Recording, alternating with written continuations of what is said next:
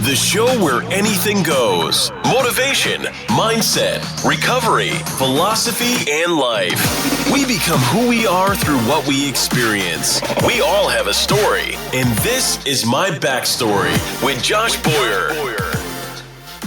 So I'm here with Tiffany Hart, and she is a SERE specialist in the United States Air Force, and that's it's pretty cool because I don't think I've interviewed two other dudes that were in the Air Force, I think. I was stationed with both of them, so it wasn't really that special. And like we talked about before the episode, I always, after I got into the military, I found out all these cool career fields they had in the Air Force that I didn't know about, and SERE specialist was one of them. And I thought, before we started this interview, that you were the only female to ever go through the SERE specialist school. But there's got to only be maybe 10, 20? You know what? I feel like I'm failing, not knowing how many there's been in the whole career field. I know that before I came in, I think there was at least, from the history of when SERE first began, and then once they start allowing females, and I think there was at least 12 or 13 or something. When I actually graduated SERE training, there was a senior master sergeant and a master sergeant, and then myself. Right. And then I think a cumulative, over time, we've only had maybe 3 or 4 in the career field at the same time. So I think there's just me and 2 others right now that are still in. So fucking crazy. You're like a real life G.I. Jane. No, not even for close. sure. No, because SERE, I don't know. I've been telling a lot of people lately, my big thing that I want to get into right now is survival. How do I survive if shit really hits a fan? Yeah. I think mentally I can figure some things out, and I have the willpower and the grit to get through some pretty gnarly stuff, but I don't have if you put me out in the woods with just a fucking hatchet, I don't know if I'm gonna if my shelter's really gonna provide me much fucking shelter, if it's even gonna hold out, be a little fucking tiny wind goes through and knocks the whole fucking thing down, I'm dead. So there are things that I want to learn, and I think that your skill set is so fucking rad, especially for the times that kind of we're in right now. It's a little unsettling. We don't know what's coming. There's a fucking, what do they call it? The supply, chain is breaking down, and it's people aren't going to have food. What the fuck's happening? Yeah. But you're I'm good. Good. I know. Yeah. I'm sitting there as you're talking about this. I'm I guess I haven't really worried much about it because I think when you have those skills. Yeah. And honestly too, once you learn these things, I don't really feel like they technically go away. Right. Does that make sense? So I went through SERE training back in 2007, and you get pumped full of just tons of information. Right. And you think to yourself, I'm never going to remember any of this. Later on down the line, let's say 5 years later, I'm teaching you something, my brain will immediately pick up on something that I learned in the past and regurgitate it verbatim. And I'm how the fuck did that happen? Yeah. But you just recall. How much practical training are you guys doing when you're out there? As a SERE specialist, and you're putting people through classes, how's it set up? How are the classes set up? How many people are going through a class? And is it just pilots that are going through? Who are the people that are actually having to go through that pipeline? When we come into the Air Force and we want to become SERE specialist, I would say our training is the most practical that we go through to become instructors, right? So what they do for us is they put us through every single biome in the United States or in the country, in the world at that point. So you have the temperate environment, which is your 4 seasons. You have Arctic, you have desert, you have tropics, you have coastal. And so they put you through every single environment and they make us survive in all of them for weeks on end. And it sucks, right? Even in the desert, they purposely took away our water for 3 days. And then they would come and check on us and be how you guys doing? And it got to the point to where we were all hallucinating. We couldn't remember shit and felt like we were drunk because we were so dehydrated. Oh, wow. And they were okay, well, now you guys know how dehydration feels and what the signs and symptoms look for. Wow. And so that's what they would do. Yeah. Same thing in the Arctic. A lot of us got frost nip bite. Yeah. Maybe even went hypothermic. And they're well, and they would let us they made sure we took care of ourselves. But at the same time, they were pushing our limits to see. Yeah. Because we only know what we know. Right. And we now know the signs and symptoms to look for. So we go through that realistic training purposely so that when our students go through, so we have all aircrew that are considered high risk of isolation, so level C. We have all special warfare jobs as well. Go through it in the Air Force, so you're TAC P, PJ, CCT. Yep. And then we also have sister branches, sisters go through too. If they can't get into their SERE school, they get in ours, as well as foreign military. So these guys go through it was a 19-day course. They're really changing everything around right now because of COVID. Yeah. COVID ops, right? They literally changed everything around. Yeah. Our course was a 19-day course, start to finish, for every single person that was going through. Yeah. Now they've changed it to 2 different courses. So now they now have like a level C, high risk of isolation. So all of our fighter pilots, bomber pilots, strikers, all those guys, they go through something a little bit more intense. Whereas all of the airlift pilots, like your C-130, C-17 guys, even refuelers, 135s, those guys go through something a little bit more watered down because realistically, they're not going to get shot down.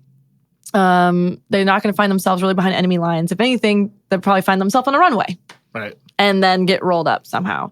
And the refueler guys are like, dude, we're never going to live if we land this big old bomb of a plane anyway. Right. So we've adjusted training just a little bit.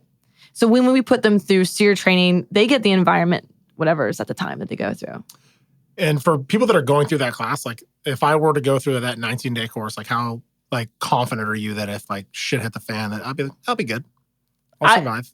I would say like 99.9%. Really? Yeah. That good? I think so. Wow. I think we make the training as realistic as we can. Yeah. It's not supposed to be fun. Yeah, for sure. You know, first of all, it's not supposed to be fun. We do try to make it a good time. I would say like your survivability in the woods, you know, like that's going to phase out anyway with the way that we're going in the world and who we might be going to war with. But I worked the interrogations for over 4 years. And that's as realistic as it gets. I think it was what you can do to a human being at that time. And so I know, at least for me, with my instructor mindset and all the guys I've worked with too, that we leave it all out on the table. And that when we walk away, we gave our students the best. And we're like, shit, if they come, like, we know for a fact that those guys ever have anything happen to them, they're going to come back and give us a high five, maybe like a bottle of booze or something and say, thank you for sure. Yeah, I thought you were an asshole, but that was worth it. Yeah, totally. So I want to go into your, the beginning of like your life, if you will. Like what brought Tiffany Hart or Tiffany... Now that I busted that, sorry. Svetlana, or whatever.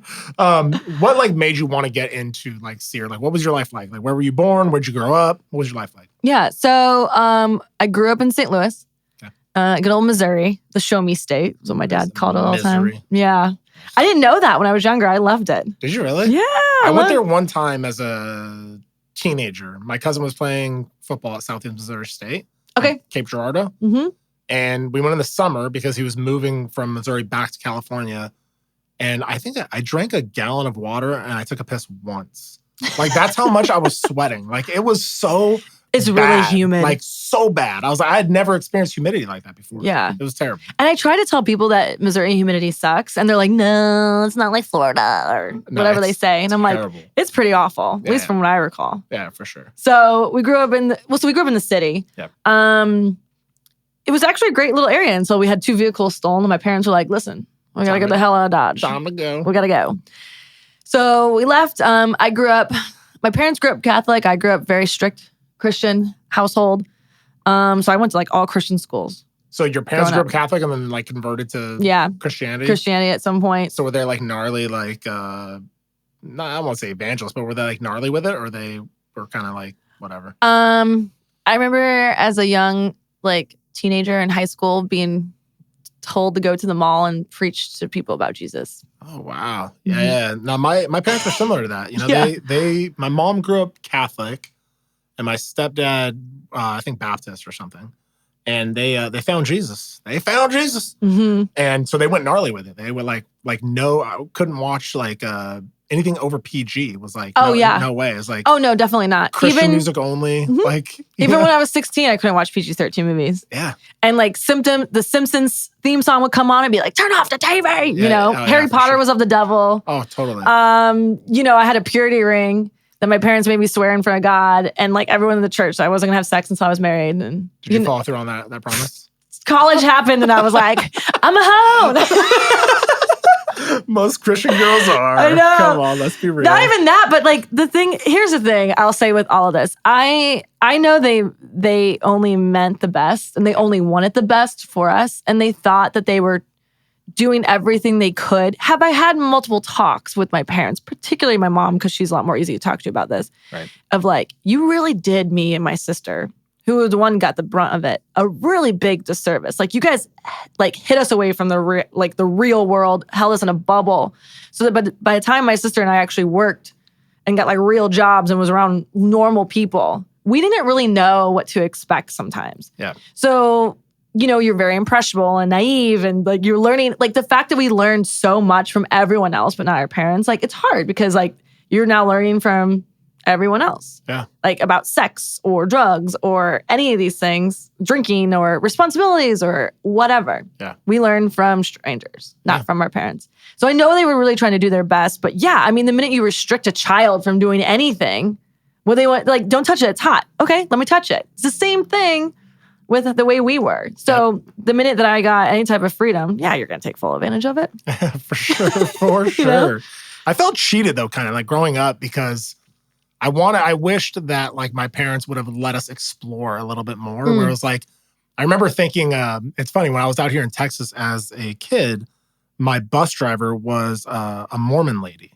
Okay. And I was like a Bible-toting evangelist. So I had to like save everybody. Like, are you going to go to hell? And the other part that bothered me about that, like it bothers me now as an adult, is like, how many relationships did I like ruin or like shut out because like I thought that my way was the only way? And Correct. like, it was like, dude, this is terrible. And so I remember trying to give her a gift for Christmas. And she's like, oh, I can't receive that. And I was like, why? And she's like, well, because I'm Mormon. And I was like, what the fuck is that? I didn't know what it was. Yeah.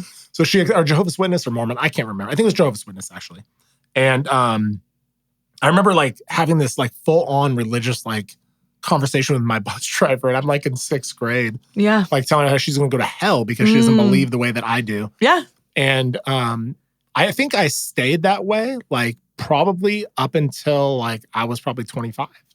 Like thinking that like my way of like religion and my way of, you know, whatever, you know, the afterlife, that I had the answers. Like, yeah.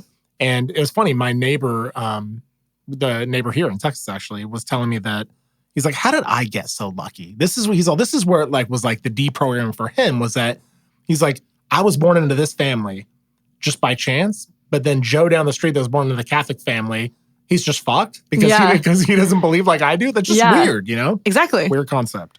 So yeah, I felt cheated. Yeah, I can see that a little. Yeah. My biggest thing with it all as a young kid trying to wrap my head around it was constantly like hearing sermons about loving your neighbor and accepting everyone for who they are, and like Jesus loves everyone and we all sin and fall short, right? And like acceptance. I don't know, just like a love and acceptance. But it felt like the whole church and community did the exact opposite. Oh, totally. Agreed. You know, it was like, you have sex before you're married, you're going to hell. Like you know, get a divorce, you're going to hell. Like everything, like they'd be sitting there like cursing up a storm, right? Or like, that was the thing too, is like pastors' kids were getting pregnant when they were young. They're doing drugs. Like pastors were like cheating on their wives, like stealing money from the church, but they were preaching to everyone. And so like, I just remember trying to wrap my head around this, going so confused. Like, wait, why are we held to a different standard and they're not? And this doesn't seem right. So as I got older, I got more like, I hate to say it, but I didn't want to like label myself as a Christian in a sense, because to me, like they had a really bad name. Yeah. I kind of just wanted to say maybe it was a little bit more like spiritual, or I just love people. I was like, I fucking love people. I accept them for who they are. Yeah. And your shit is your shit and my shit's my shit. We all gone through it. Yep. You know, who am I to judge you? Yeah, like I like, you know, and when we point a finger at someone, we're pointing all the rest back at us. Yeah. And that was I felt the same way with the church, where it's like the most judgmental people I've ever encountered in my life were inside of a church. Yeah. It's like, and I don't want to be that way. You know, I want to be like, hey man, you're cool. You got tattoos. I mean, you like certain things that I don't like, but that's totally cool. Maybe I can learn something from you. You can learn something from me. It's all good. But I remember talking to my wife about this actually, that like, she's like, you know, I was sexually stunted as a result. Mm-hmm. Where it's like my parents were like, oh, masturbation's, and this is a little TMI for some listeners, but oh well. Masturbation was like viewed as like a sin. Yes. So it's like when I was like coming up into the world, and it's like I'm a boy and I'm like figuring things out about my body and like whatever, hormones are going crazy. I remember this like just feeling this huge sense of guilt and like shame around like natural phenomena, like things that naturally occur in the world. And here I am feeling guilty about it all. Mm-hmm. And even with like the whole sexual experiences, like it took me a long time to get to that place where like I was willing to just have sex and experience life because it's like, oh, that's a sin. That's really bad. Blah, blah, blah. And like, I don't know. I just feel like I don't ever want to raise my sons that way. Yes. Like where it's like, it's a natural phenomenon. And like my 14-year-old is kind of like, okay, Dad, you're getting a little like too gnarly with it. But it's like, I told him, I was like, dude, if you jerk off, dude, I don't care, dude. It's part of life. It kid. is. You know, like there's literally nothing, the way we were made with our hormones. And, right. And I just want him to know that it's totally normal. It's totally cool, dude. You don't need to be a weirdo about it. I don't need to know about it, but like, it's totally normal, dude. So don't feel that you're weird. It's totally cool. I mean, you're taking 5 showers a day. It's getting a little excessive. You know, let's not get carried away. But you're not don't be so fucking obvious about it. Right, but you're not going to go to hell, buddy. You're okay. God still loves you even though you're beating your meat about 6 times a day. Totally cool. I relate to that so much, though. I think I've touched on this a little bit on our podcast, but like growing up, it was very similar. Yeah. You felt so much guilt, and that carried into college, and that carried into my adult life, where there was a lot of times in order for me to be sexual, I had to be wasted, wasted out of my mind, because that was the only way consciously that I could like be okay with it. Yeah. Then, of course, the next day I felt so much guilt and shame for like wanting to experience some type of pleasure that I barely could remember because I just had to get so drunk. Right. And then with my first husband, I mean, that was the worst part, is like I was finally married and like engaging in normal sexual activity that apparently like I was taught about my whole life, right? Like you can have all the sex now you're married. Yeah. And I was trying and I still felt guilty. Like you got the whole like, well, your grandmother's watching you type of thing. Missionary only. You know, or like there were so many things. Like there was times that I would like at the end, like him and I, you know, it was like we had amazing sex. I would orgasm. And the minute I would orgasm, I would just be like overwhelmed with guilt and feel horrible. And he'd be like, what's wrong? And it was really hard sometimes I wouldn't even talk about it. I was like, but I was like, I should not be feeling this way. Yeah, totally. And so there's definitely been a lot of growth and a journey and like trying to just love myself and realize these are normal things. And every single time that I was told I was going to go to hell and I'm a horrible person for doing these things, it's not true. Yeah. You know? And so I know that if I'm going to have kids one day, there was a lot that I've learned that I am going to, you know, at least attempt to give them something different than I had. Yeah. Hopefully something better, right? I think that's what we all want to do. Yeah, we take what our parents gave us and we try to improve upon that. Right. And I don't want people to think they're listening to this like, oh, I'm knocking religion or like. No, definitely not. At the end of the day, I think your parents and my parents were doing the best with what they had. Yes, I totally agree. They did the best thing they could. They were trying to give us the life they thought that we should have. But I think in the process, what we're finding is that there's a lot of, talking to different people, they're like, dude, I was totally fucking fucked up with that programming. Sure. You know what I mean? Like, it changed a lot of like, you could have experienced life in a completely different way. You know what I mean? Without the guilt, without the shame. And like, I've done a lot of like men's work, you know, and like being around a bunch of other men that are like kind of unpacking some of their shit. You know, it's like a lot of them experience like all this like shame and guilt around normal phenomenon.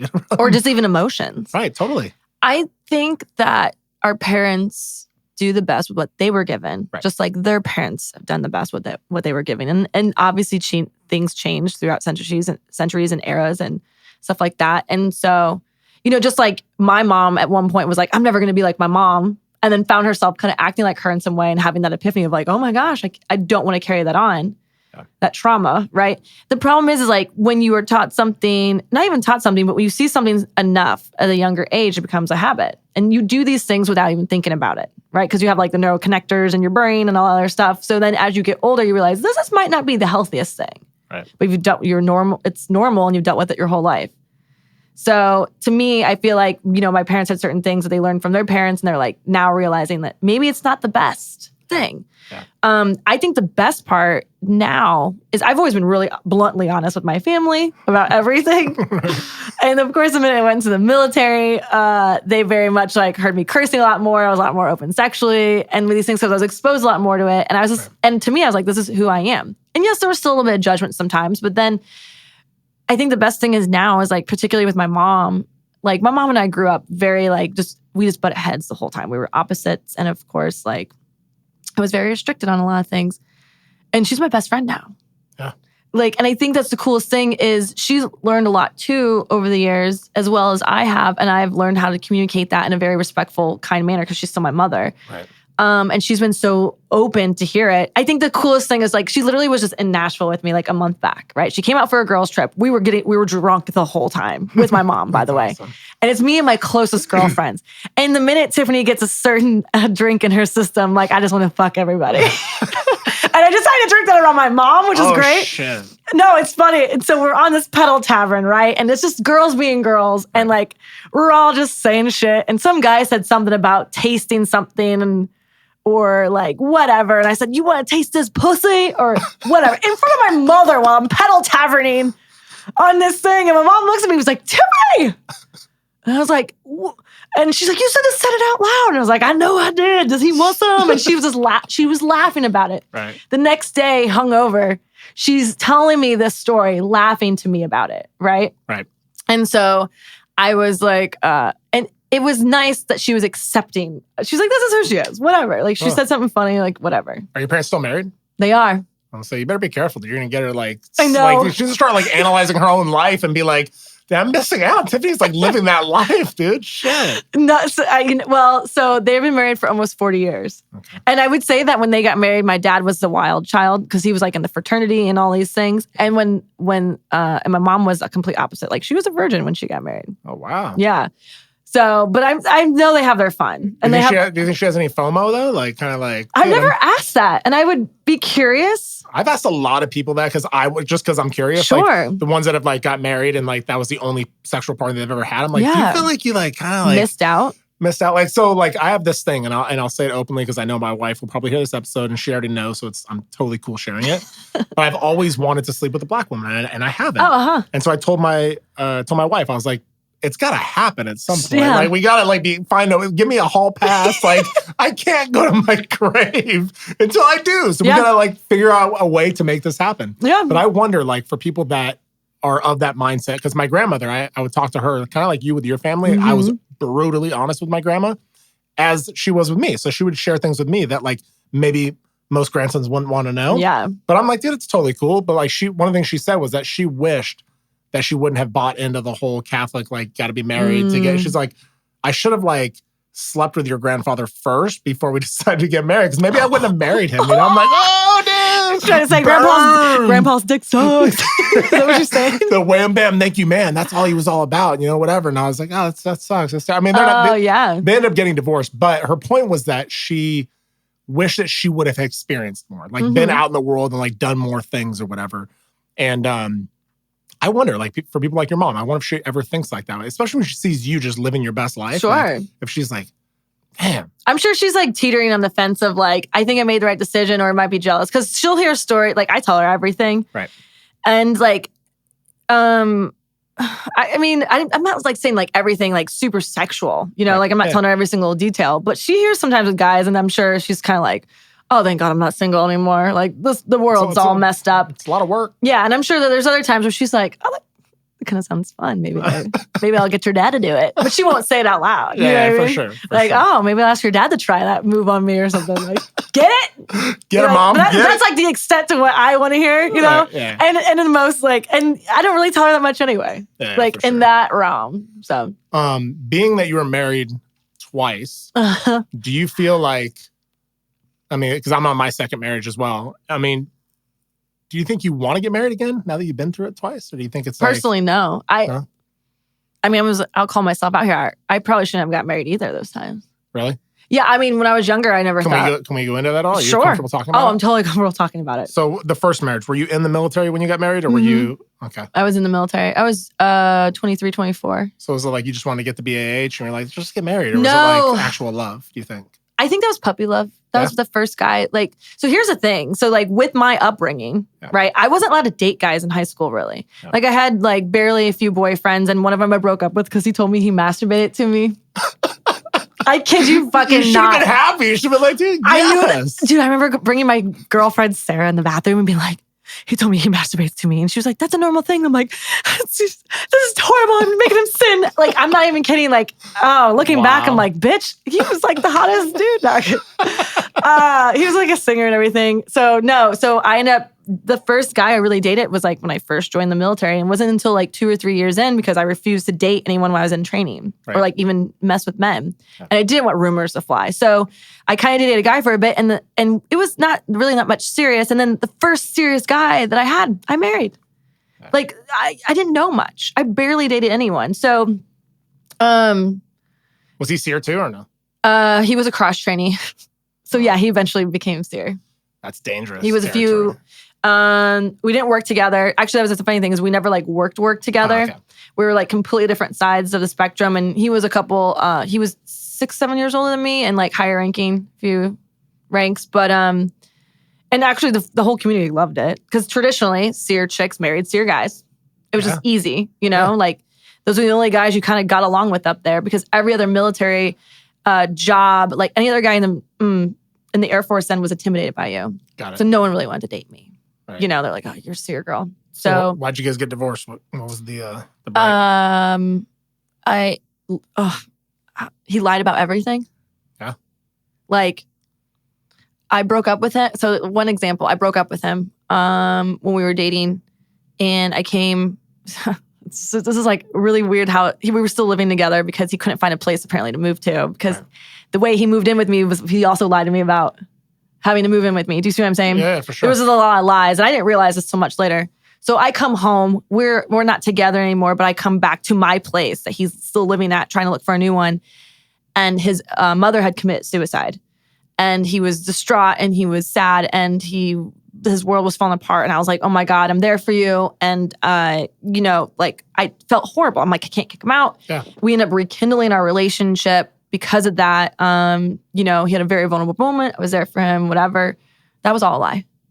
And by the way, like he not only like lied about that one thing, but he sociopathic. He like built up and continued on this lie. Like as we were together, like he told me, he's like, dude, I got a call from like Colorado, the police department today. They told me my mom's actually alive. And I was like, what the fuck? And he's like, yeah, my mom. He's like, my mom apparently like faked her death. To get out of child support, because if she's dead, she doesn't have to pay child support for his younger brother. Right. And I was like, "You got a call about this?" And of course, like I believed him. I had no other reason not to. Right. So that continued on. We ended up getting married early than I wanted to in the courthouse because another lie he told me. Oh wow.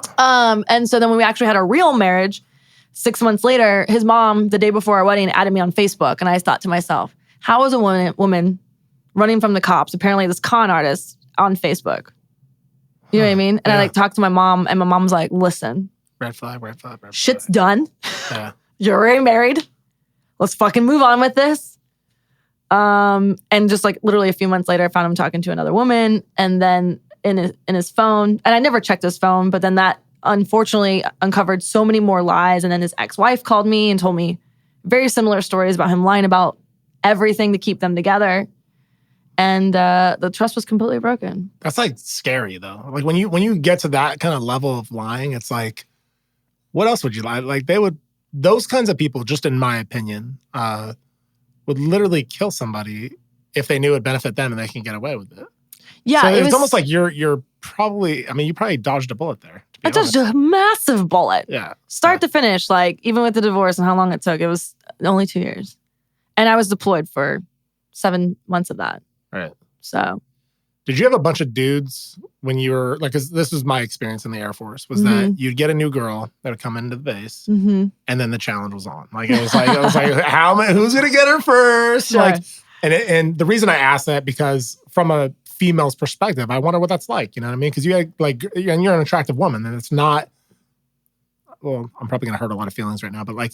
That's not the norm for the military. You don't see a bunch of hot women within the military. I think there's a lot of hot girls in the Air Force, particularly. There are a lot of hot girls in the Air Force, but I think there's even. I think it's more of a norm now than it was back then. That's for sure. Maybe. I think what happened, like at least in my experience, like you would have girls that would come into the military, sure, and whether they be cops or not, they were maybe on the outside of the military, maybe a 4 or 5. Yeah, well, it's But the then same you thing with could- deployment goggles. Yeah. Do you know what I'm saying? Yeah. She's a deployment 10, but she's like a stateside 2. Yeah, for sure. And by the way, those girls, I'm good so on... glad that you're acknowledging that this really exists. Oh, 100% thing. And good on those girls for taking full fucking advantage of it. Right. I give them props. There was a girl, I remember I was like really quickly going through UAE or something, or Kuwait, teaching some guys. And she came out in like a lacy top and like tight jeans. And I mean, every dude there wanted her, and she was living it up. You know, she was like, bitch, I'm not getting this stateside, so I'm going to take advantage of it now. And I was like, get it. Go get it. Like, I was so proud of her. That's awesome. I mean, I was married, you know what I mean? So I was like cheering on other girls. Yeah. So, but yeah, good on them. Guys do the same thing. But did you have a bunch of dudes like trying to get at you when you first got in? No. No, not really in SERE. I mean,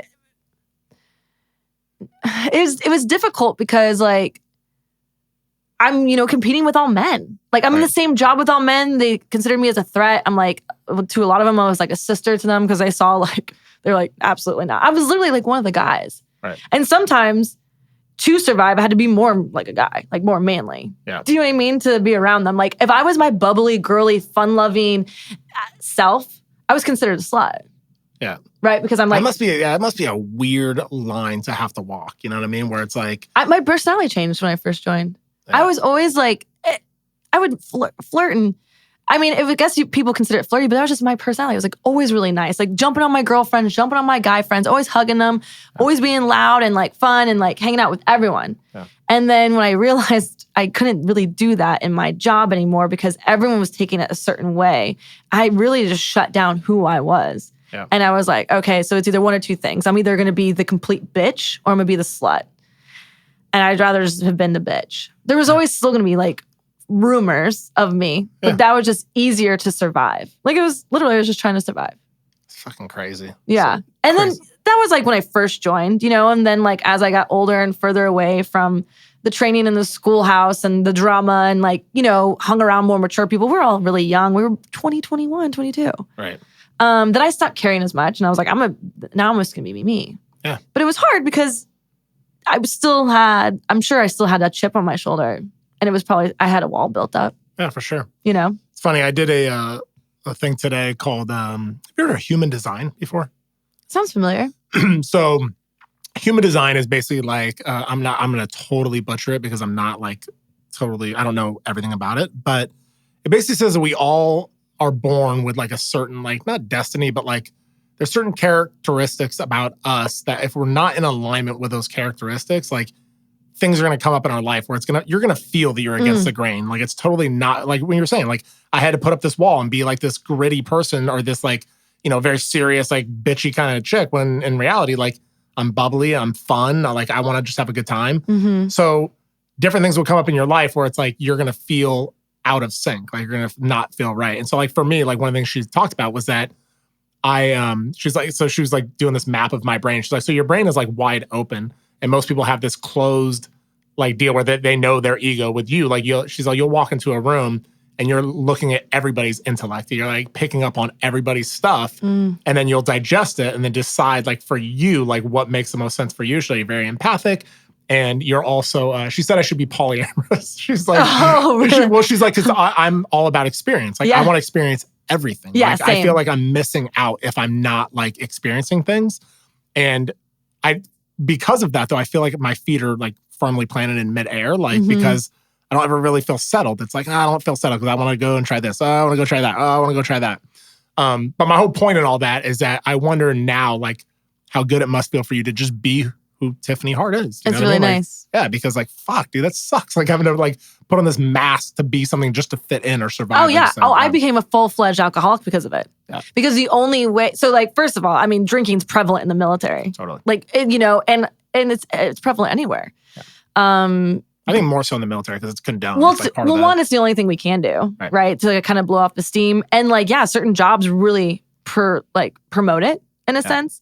But like, hanging out with the guys is what we did all the time. We always would drink. And of course, I had to try to drink like the guys, and that never, ever turned out well. Right. But honestly, too, like deep down inside, there was a lot of demons I was facing. And the biggest thing was the only time that I could be myself was when I was drinking. Right. Because once by the time I was drunk, I stopped caring what everyone thought anymore. And all the voices like got filtered out and all the rumors and the bullshit. And I stopped noticing all the guys and like everything. And I just was finally me again. Yeah. And it actually kind of sucked to feel like that's how I could be myself. Right. And it became an addiction and a problem where the only way that I can maybe go on a date or talk to people or do anything fun was to be drunk. Yep. Yep. And then I had to turn it around on myself. I like realized I was sitting there going, "You are fucked up." There was one, I think it was one night, like sitting in my room crying, thinking to myself, like, I could just die right now and be happy.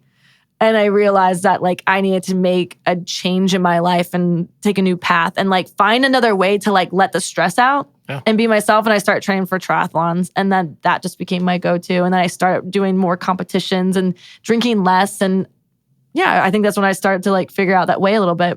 Yeah, no, it's hard because like I know like for me, like I've had like bad like social anxiety or like things when I go into a group of people, I didn't feel comfortable. I was like, dude, I don't feel comfortable in my own skin right now. I don't know who these people are. Like I'm in a different area. That's kind of weird.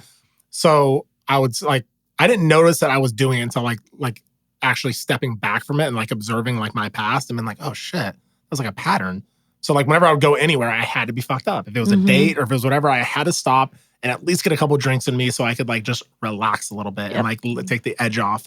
And then before long, it's like, this is a fucking problem, Like I'm like drinking way too fucking much and like I'm completely checking out. And like I don't even know how I feel or how I think anymore because like I'm always intoxicated. Yep. And like who am I like in a group of people or at a party or whatever? I'm like the drunk Josh that like either like as I got older, I stopped wanting to be the fighting guy. I was more like, I just want to have fun, But when I was younger, it was definitely like full of piss and vinegar. I just wanted to fuck everyone up, And so 4 years ago, I was like, I'm just done. I'm just going to stop drinking completely.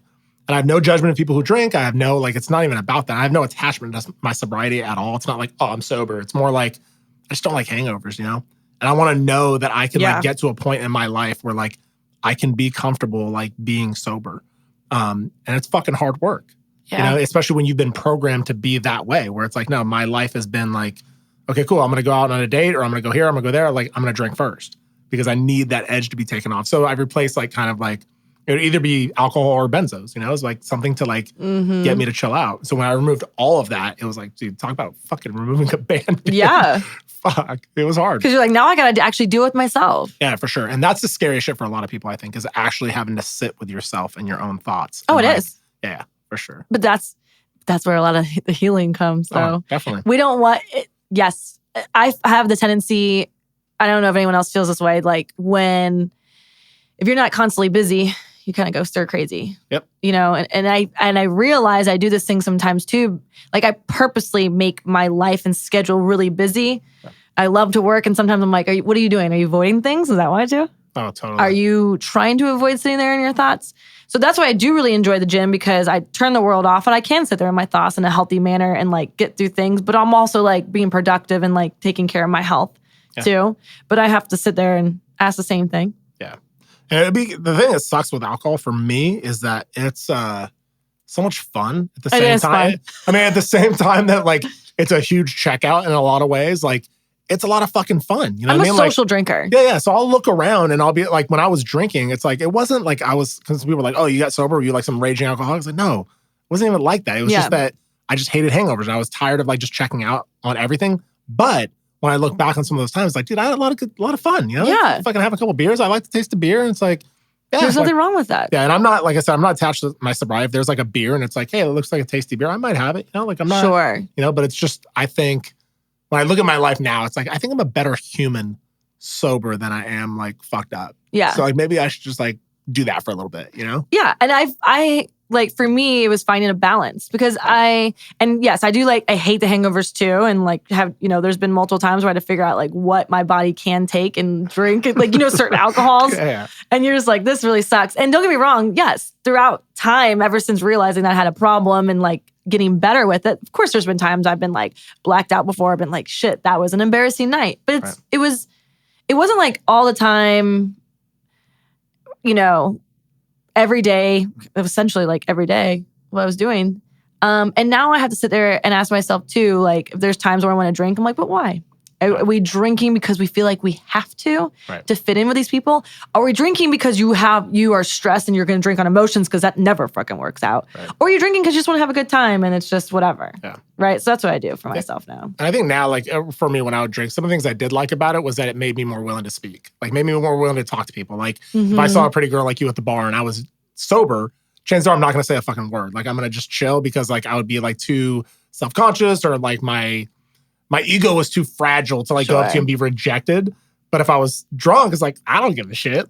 That's a nice part sometimes. The whole like inhibitions, you're like, I don't care. And then the next day, everyone's saying like what you did. And you're like, I did? Yeah, and you're like, damn, I was a bad bitch that night. You're like, where the fuck is this girl all the time? Yeah, seriously. But yeah, I get it. Because that is fun. Yeah.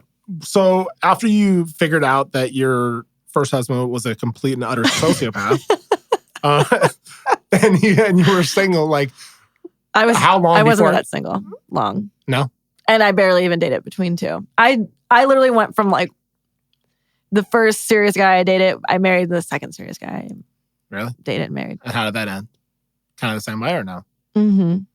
Wow. Yeah. So I didn't heal. Yeah. I 100% didn't heal from the first marriage. And they say that when you do not heal from a relationship, you end up just literally dating or marrying the same person just with a different face. And they both have the same first name and birthdays like 2-3 days apart, which should have been like the biggest fucking red flag. Yep. Like, come on. Yep. This one was this time. And no, here's the thing too, that I would hate to say. Like, I know I'm talking like about the first guy and like his line. I brought a lot of tumultuous shit to that marriage too. Right. Like I have my own demons to unpack. Like I am very guarded. He had to try to break down these walls. Yeah. I grew up with people and parents using words to hurt others because they were hurt by words from their parents. So it was really easy sometimes when I was mad because my anger when I was younger was flare up in a second to say some really hurtful things. Like, don't get me wrong. Like there was many things that I was not a perfect wife. Right. And I don't ever want to paint the picture that I was just one person, like all of his lying. Now, do I think lying and what, like, I don't think you can drive someone to lie. I mean, he's in charge of his own actions and emotions and all that, just like I am in charge of mine. Yeah. Same thing with my second husband. Like, you know, I don't really think, we definitely should never have gotten married because I was in a desperate place in my life when I married him. When you say desperate, what do you mean?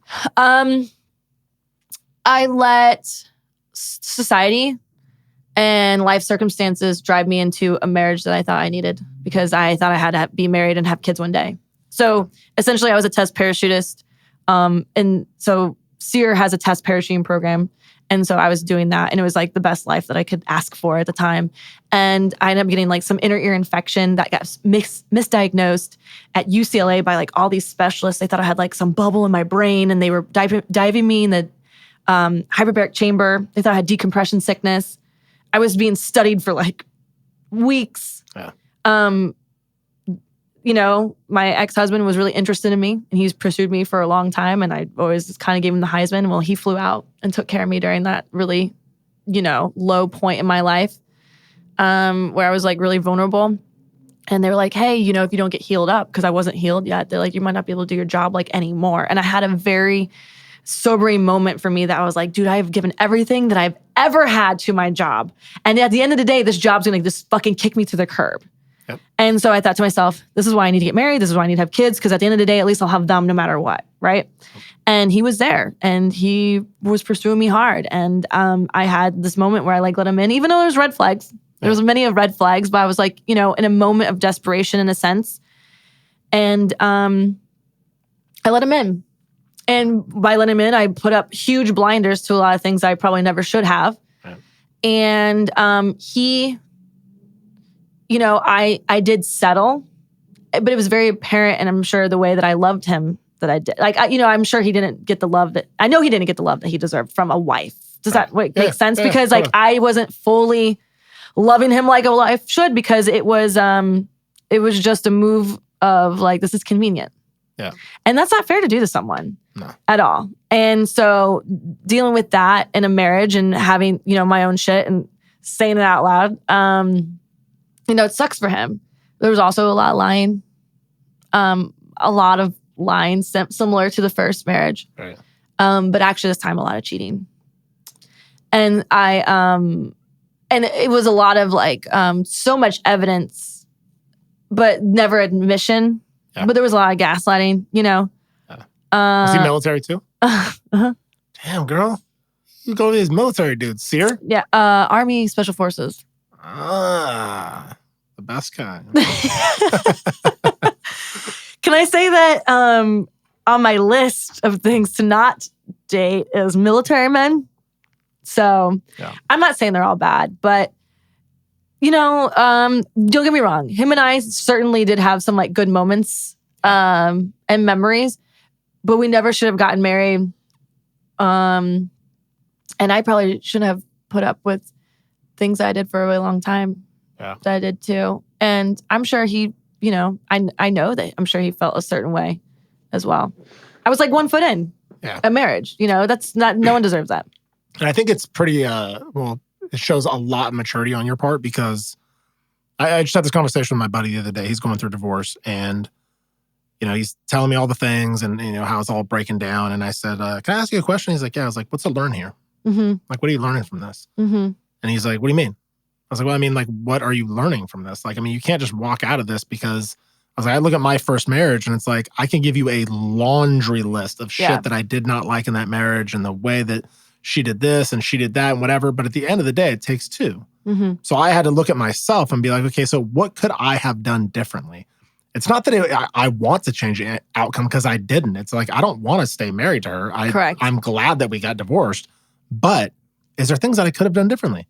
So things that I could have done better to be a better husband and human. Like, and if I ever do get married again, like, I want to do it better. I want to like get better as I go, you know? So I think it's commendable that you're willing to like look at yourself and be like, I didn't have it all right. Even though you were completely wronged and you have every right to feel wronged in that situation, you're still willing to go and say, hey, like Well, I think it always takes two. Yeah. And honestly, like I've been very successful in so many parts of my life. Yeah. I am horrible at relationships. And I will admit that right now. What do you think it is? Why? I have a counselor that I've been seeing for a bit. And I definitely am still trying to unpack some things. I think that I'm not deserving of love. Here's what's funny. And I'm trying to figure out why.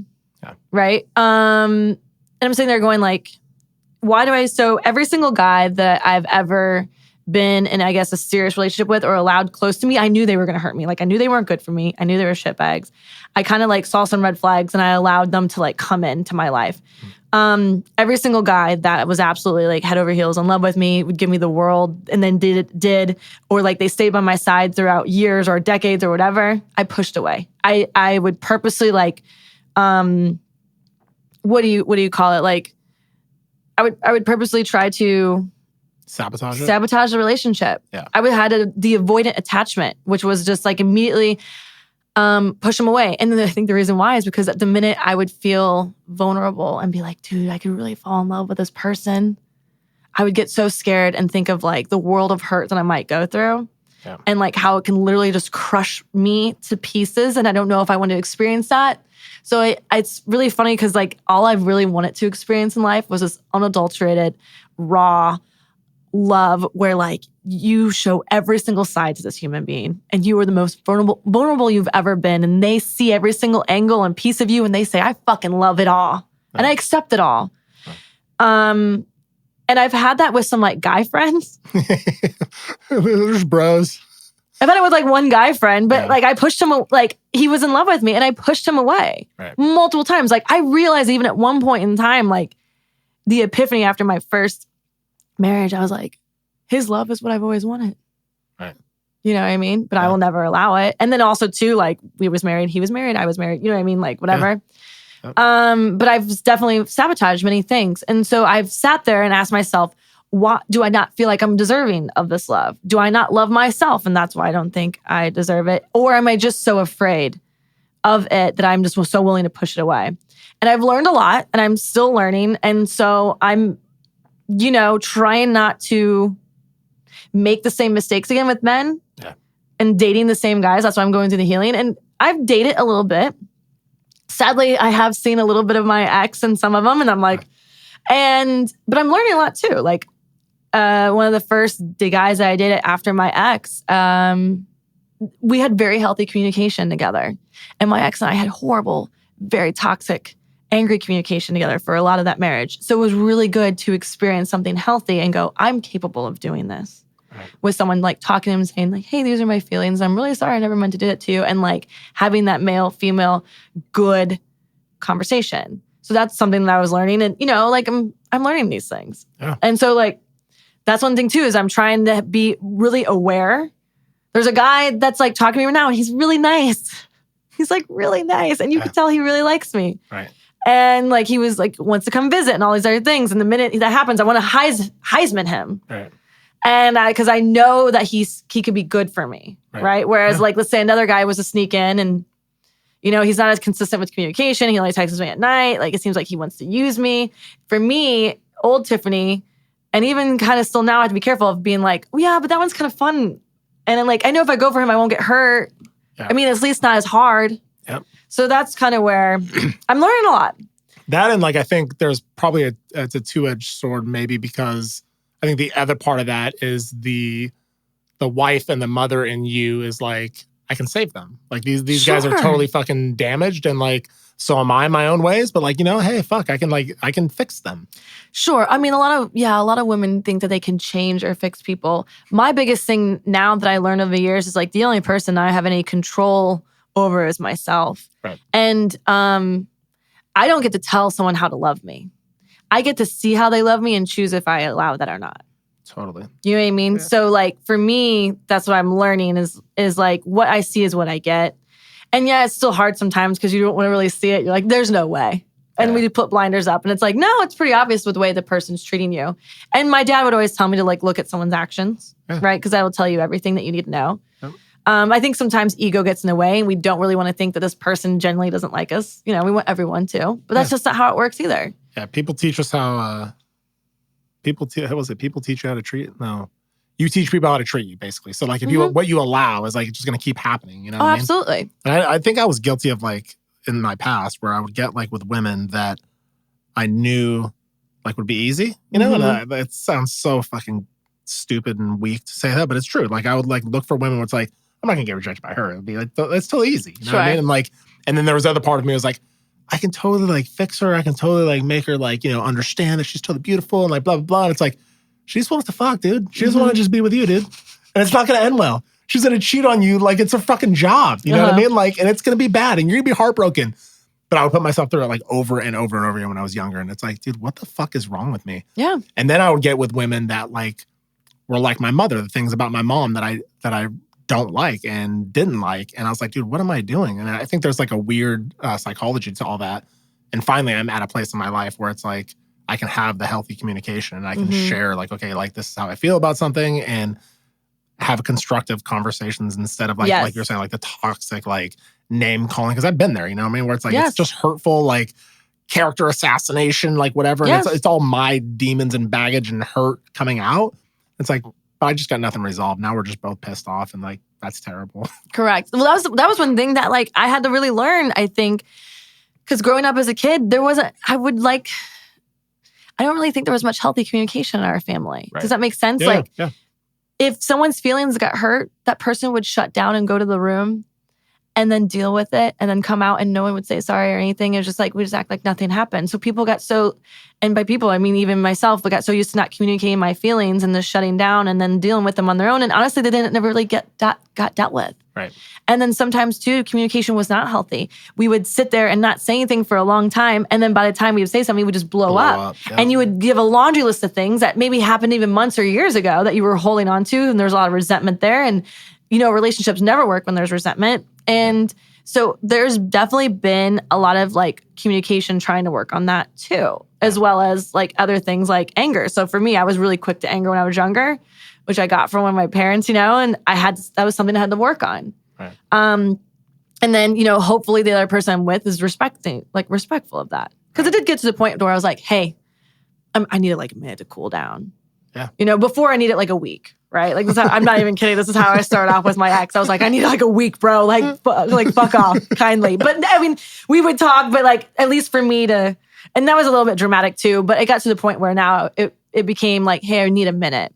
But a lot of times I would never get that minute. Do you know what I mean? It was like provoked and whatever. And it was like, listen, I am really trying right now. Not to say anything mean. I don't want to. But again, that was on me. Like he never made me say those things. He never made me do it. He can't. Right. Now, while, he could have provoked it, like it got to the point where I just have to like walk away because I'm like, I'm still in charge of what comes out of my mouth and what I say and my emotions and my feelings. And like, I'm in control of that. I can't blame anyone but myself. Yeah. You know? Sure. So, but it just didn't work out either. And there was a lot that I learned there. So for me, I mean, would I like kids one day? And would I like to have the marriage I think that I always hoped for? Sure. Yeah. But it's not like I'm really looking for it. I still think there's work to be done. I mean, I think there's always work. But I am doing a lot of like, wow, I've been so successful everywhere in my life except for relationships. So let's really work on this. So is that like what you envision for yourself as like being a wife and a mom and all the things like that? I've always wanted to be a mom. Really? Like deep down, yeah. I've always loved kids ever since I was younger. I mean, I started babysitting like professionally at like 10 years old, making them $10 an hour. You know what I'm saying? Like I was pimping as a kid.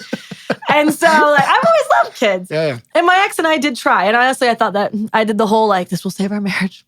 Yeah, for sure. You know what I'm saying? Yeah, that's dangerous shit. Totally dangerous. And I sit there and go, thank God I had that miscarriage. And I know it sounds horrible. At the time, I was traumatized and I was horrified. Of course, I blame God and like, all these things like, why would you give me a child and take it away? Type of thing. And then I never understood why. And then once we got divorced, I was like, I am so glad that I have zero connection with this man for the rest of my life. And that once we cut the cord, it is done. That's crazy. That's like my wife and I talk about that now because I have a son from a previous marriage and a daughter from a relationship in the Air Force. And all the baggage that comes with that. It's a lot. It's a lot. It is. And for my wife to be able to deal with it all, like... She's a saint. Fuck yeah, she is. Because it's been bad. It's been like really bad. And she was married before and she didn't have any kids with her ex-husband. And she's like, she talks about that. Like, well, imagine like if I would have had a kid with him and then like trying to navigate that whole thing. It's a lot of fucking work, you know? It is. And it takes a certain person to want to deal with that too. Yeah. I was certain that she was going to leave. Like certain. On multiple occasions. Oh, for sure. On multiple occasions. Because it's fucking gnarly. Like you have to deal with it. And from a guy's perspective, right? Like I can speak for myself. Like what I want is peace. Mm-hmm. I just want peace. So I will literally placate. I'll do whatever I have to do to just keep the peace. Sure. And then from a woman's perspective, I think they're saying like, why are you giving that bitch everything? Yes. Like, why are you giving in? Yeah, why are you giving in? Like, stand your ground. And it's like, no, you don't understand. Like, I just want her to go away. Just like, leave me alone. Like, I just want peace in my life. Like, it's like, so as a dude, you're trying to walk that line where it's like, listen, like, I have no feelings for her. I have no, like, nothing. Like, it's not even like that. It's like, I just want, like, that side to be cool. So, like, over here, I can be cool. Correct. You know? Like, and it's, so I think it's shitty either way you slice it. It sucks. Yeah. You do your best to co-parent and do what you can, but... For sure. Well, my ex had a kid. Yeah. And that was, tough, right? Yeah. Well, yeah, but I also... And she never particularly liked me, but then at the end, I figured out why. Because she was being fed a bunch of bullshit, probably, or no? Well, because, like, one of the things he lied about was all of his relationships. Like, he literally, like, had one, and then while he was in that one, he, like, started another. He, like, layered all of us. Wow. You know what I'm saying? Yeah. So, like... You were just one in the stable or one? Yeah, I mean, I was the next one in line. So, like, when I thought he was single, he was still married to her. Oh, wow. Do you see what I'm saying? Yeah. So, like, because I ended up finding this out when I looked through a few things and, found out. I was like, oh, God, like, these are the emails you were sending me while you were deployed. And then these were the emails you were sending your wife, which you told me you weren't even with anymore. Like, do you know what I'm saying? So, I'm sure that she was probably like, hey... You were probably the reason why our marriage didn't work out, which was explain why she wasn't really too fond of me. But I will say, as looking back, she was still like, kind of like she was still respectful, like she wasn't like she was a girl, right? Yeah, your stepdaughter. Because I think I saw pictures on like social media with you and her. Yeah, before, yeah. So yeah, his daughter, like his daughter is amazing, and I loved her to death. And so I think that his ex I think she's such a great mother. That she wanted the best for her daughter. Right. And so she just and you could tell she wants the best for her daughter. Right. And so for me, I was like, after like at the very end, finding out everything, I was like, dude, that's really respectful of the way she still treated me. Cause like she could have been a certain way. Yeah. I guess I always wonder, like, I was like, man, how come we can't be cool? Yeah. And I don't think we ever would be because of what I unknowingly happened on my part. It's fucking terrible. So terrible. My biggest thing is like, I know cheating happens like quite a bit. And like, I don't know. I think my biggest thing is I guess I just don't get why it has to happen. Like I just don't get like why people can't just be adults and say, listen, we have our problems in our marriage right now. And like, I'm actually like, and be so bluntly honest, like, whether it's problems or whether it's sexuality or whether it's all these things, like I love our sex together, but I'm really wanting to explore it with someone else for some reason. And I don't know why. And can we talk about this? And whether it's talking about it and through it with a counselor or therapist to get to the end where, you no longer have those feelings anymore and your guys' marriage is good, or whether you guys can like come to a crossroads and say, hey, maybe this is something we'll try out with someone else, right? Yeah. And bring someone else in our marriage and relationship because I really love you and this is what I want to do. Or you say, hey, I can't give you what you need, but I really want you to be happy still. I think we should just end this. Like, I just don't understand why any of those things just can't happen. Totally. Or like, I'm not happy and I don't want to be with you anymore. I'm not happy. Can we work on things? It's just, But if you look at I think the majority of the population, though, I think most people are living in a lie, basically. You know what I mean? Like, I know a lot of my dudes that I grew up with or that I know just through life are miserable in a lot of ways. You know what I mean? Because it's like they either A... You mean in a marriage? Yeah. They either A, are cheating on their spouses, B, wanting to cheat on their spouses and don't. They're just miserable, like never getting laid, just kind of like just going through the motions because it's what they think they're supposed to do. Yep. But they're miserable. So there's other things that are coming up in their life, whether that be alcohol, whether it be drugs, whether it be something else to fill that void because they don't know how to communicate what they need or what they want. And I think dudes struggle with that the most because like we were like kind of groomed growing up to like that we're strong, we're powerful, we don't have feelings and we just kind of like stuff them all, And so you compartmentalize all these things.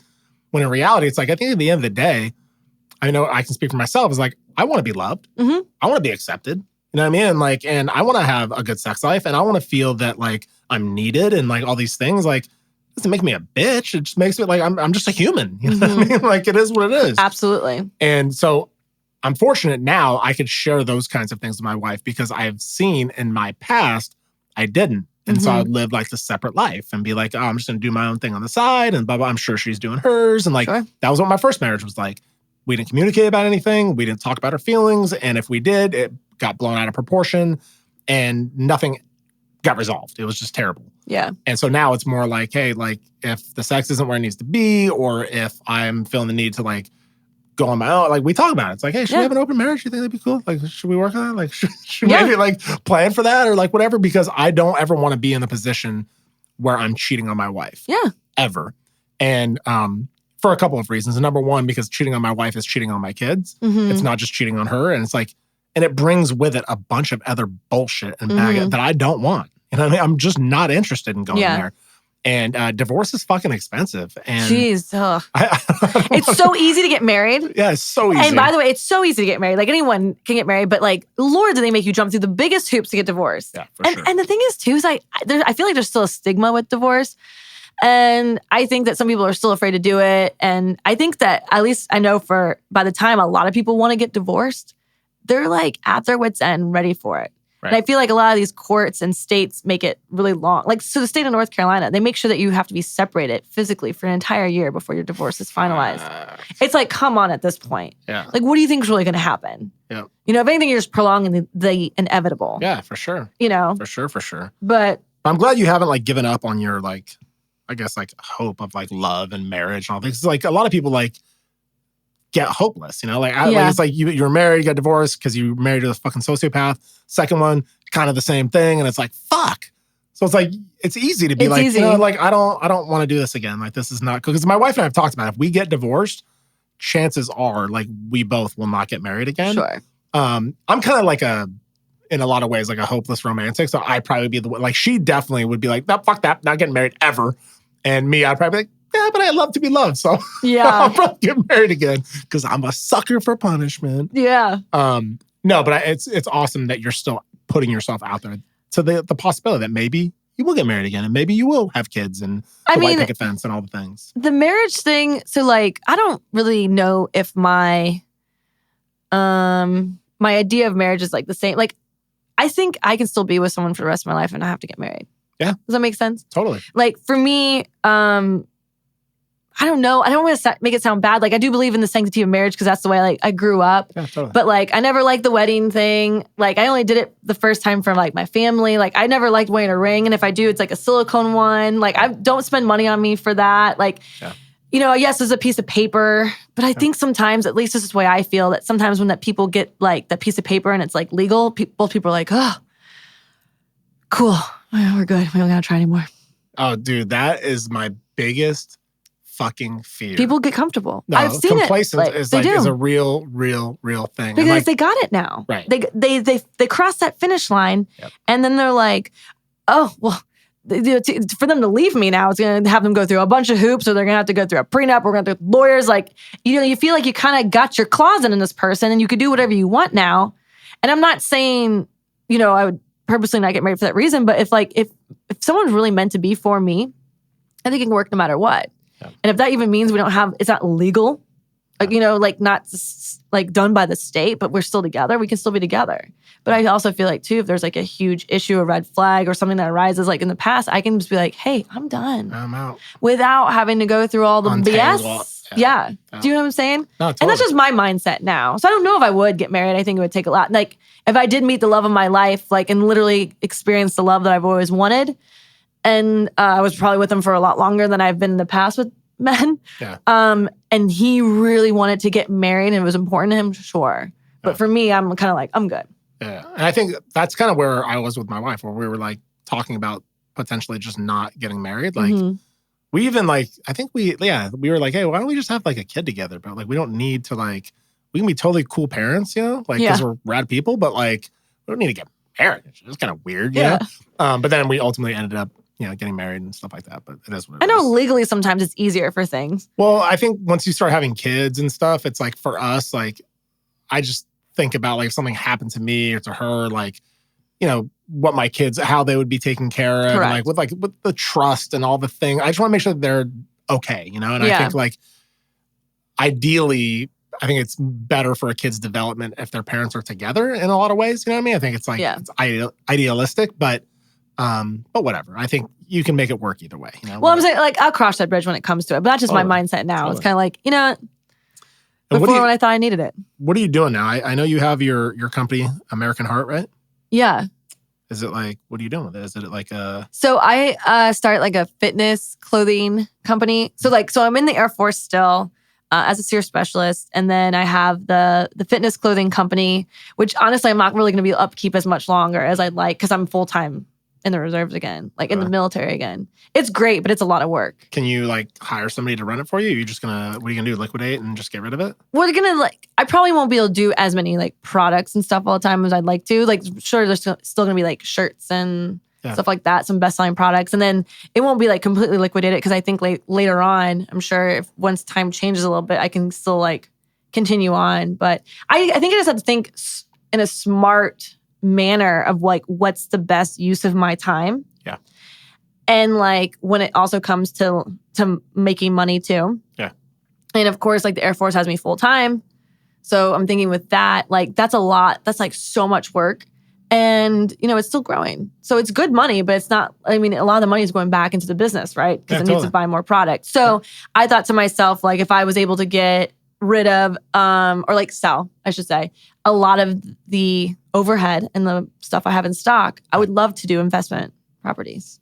That'd be totally do you know what I mean? awesome. Like passive income. Yeah. I'm trying to be smart for the future, right? Yeah. And so for me, I'm thinking I have a lot of money in this business and sitting there, and also I can still get a lot more money. And if I was to put this in a rental, whether it's like an Airbnb or something else like that, then I could, you know, do that successfully in a state and then maybe even travel there if I want. And then maybe if that's successful enough, do another one. And then, because I have a few buddies that are into it, like big time. Yeah. And this is something I thought about. What's, while the inventory is still there, what's the way that people can go in and buy stuff? Is there like inventory available now for people to go and buy stuff? Oh, from yeah. American Heart? Yeah. So if you go to, it's like American Heart, HART.co. And if you just go there, there's like a ton of, I mean, I'm a little bit biased, obviously, because it's my company, but something like the best workout clothing. And it's obviously made by, like, it's designed by myself. Everything's like uniquely designed by me. Most of the stuff is made in the United States. Some things are made overseas, but just to be competitive. Yeah. But I designed them all. And yeah, I mean, really well priced. Does the Air Force owned. like give you like any shit about that, or you can have your company? They don't like. Well, now that I'm in the reserves, they can't say shit. That's awesome. So when you're active duty, you have to have like an off duty like occupation form, right? Yeah. If you're making any more money. But now that I'm in the reserves, like they know, even if I'm full-time reserves, you're allowed to have as many other jobs as you want. So rad. I know, which is why I'm able to do that, and then also the podcast too. The Big T Energy Podcast. Big T Energy Podcast. Is it always going to be you and Tara? Yeah. You mean as host? Yeah. Are you guys going to co-host it together? Or is it like kind of your thing and then she's like going to come on every once in a while? Or how are you guys setting it up? So like I would say like it's Tara and I. Okay. But I will be doing like I travel the most. Like she's like an owner of a clothing boutique that just like opened. Yeah. That's doing incredible. She's also a co-owner of a supplement company, and she runs like social media for a very large like clothing company too. So she's busy. So she's not traveling. So for me, if I'll do all the interviews while I travel.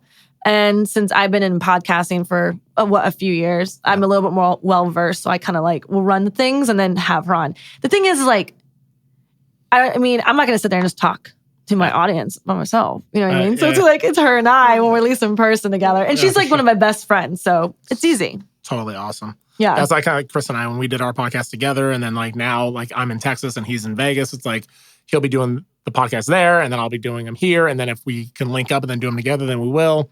But it does, I mean, you do feel a lot more synergy when like you're with the person in the room. Like, 100%. all of my episodes that I did, like when fucking COVID, goddamn COVID. I know. I hate that we're even bringing this up right now. But anyway, when COVID happened, like I couldn't travel as much. So I was like, all right, shit, like I want to keep the podcast going. And I did like maybe 7 of them over Zoom, and I fucking hated it. Yeah. So her and I did the first 2 over Zoom, and it was just hard because like we did them at like midnight, 1 o'clock in the morning. Yeah. We're both tired. We worked all day. I can have high energy no matter what. She's like, when she's tired, she's tired. Yeah. But even the other day when I was over at her house, I came over and she was exhausted, but it was totally different in person. Totally different. And don't get me wrong, like her and I FaceTime all the time. Like we've always had like a long distance friendship. And so when we don't FaceTime often, but let's say it's like once a month for like 3-4 hour session. Yeah. And so Zoom is like a very similar thing. Yeah. So at least there is that. There's some like familiarity. For sure. Yeah, for me, like I hate missing the opportunity to have that connection when you're in the room with somebody. So like me sitting next to you, I can feel your energy, I can read your body language, and like I feel like it makes like the conversation like a little bit better. Oh, absolutely. I mean? Yeah. Well, that's why, I mean, even me, if I'm dating someone, I particularly like to FaceTime them. Normally all my relationships are long distance. That's the way it works. I think I actually really like it that way, to be honest. Yeah, because then you get your freedom. You can kind of just be left alone. And, like, absolutely. Would you say you're more introverted or extroverted? I've always been really extroverted, but I've gotten more introverted over the years. Yeah? Mm-hmm. So you're going to do 20 years in the Air Force and then retire, or what's your plan? Yeah. I plan on only doing 20 and then getting out. So the thing is like, so I've been in SERE the whole time. Now that I'm in the reserves, like your timing's a little bit different. So I'm about to hit 15 years. I know, in May. Yeah. But technically, like retirement time, I have like 13 and a half. Does that make sense? Yeah. So now that I'm on this full year of orders, I will put another full year on, right? So I'm sure like by the time I do 20, I'll probably end up doing like 24. Yeah. Does that make sense with the timing in there? Yep. But I mean, I made E7 a year and a half back. So I put on E8 here soon. Nice. And then they're all like, just wait, you're going to take this chief spot. So I was like, we'll see. That's cool. It'd be really cool. That'd be interesting. I think like if I could go back and like, I mean, we always connect the dots looking back, you know, like you see where your life is. Like I'm happy where my life is, but if I could go back and do it all differently, that'd be one thing I would have done, was stay in and make chief.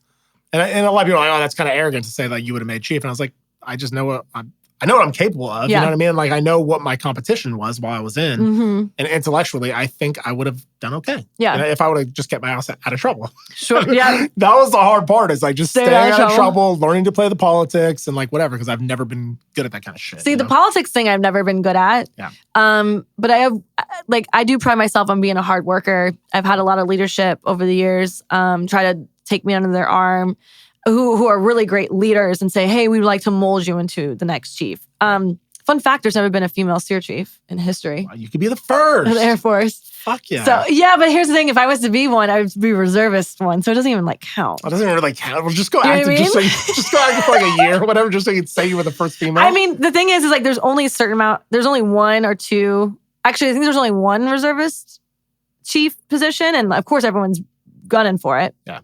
But so you still have to try out for it and get it. Like, it's very different. I know some people think that they're just like given rank in the reserves, but like the ones so far, I either got stepped promoted for, or you still have to like go up for like a little board and earn it. And everyone has to be like, yeah, you get this. Did you make BTZ when you were in? I did. Did you? Of course you did. Yeah. Fucking overachiever, goddammit.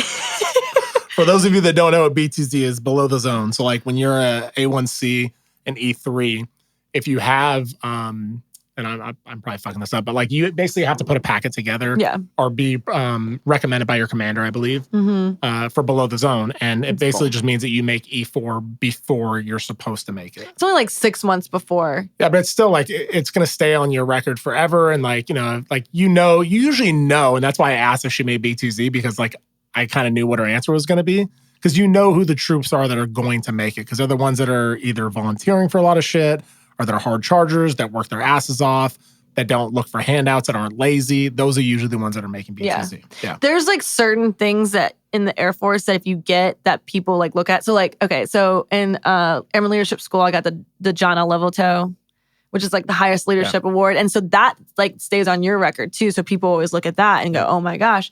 And there's all these like little benchmarks. Yeah. So then my chief, like back in the day, was telling me like, hey, like if you want to keep heading this route, which we think that you'll be a great chief one day, you got to keep doing these things. So it was the same thing, like these awards, SERE of the year, like step promoted. I've been step promoted twice. It's fucking awesome. One active duty and one reserve. That's super which rad. is funny. I know, but that's the same thing too, though. Is and people are like, like, oh, you're just giving your rank? Like, well, I mean, I did work really hard for it, but yeah. It's kind of cool though for me, like being out of the military, but having some buddies that are still in and seeing some of them making senior, making chief, and it's like, it's fucking really cool. Because then you can put yourself there and be like, dude, that's probably where I would be right now. Maybe, I don't know. And then you see the other people that are like, nah, they either got out or they get out. And this is the one thing, and I hope nobody takes this the wrong way, but there are people that I know that got out of the military after like 20 years, and they would get out like as a staff or a tech.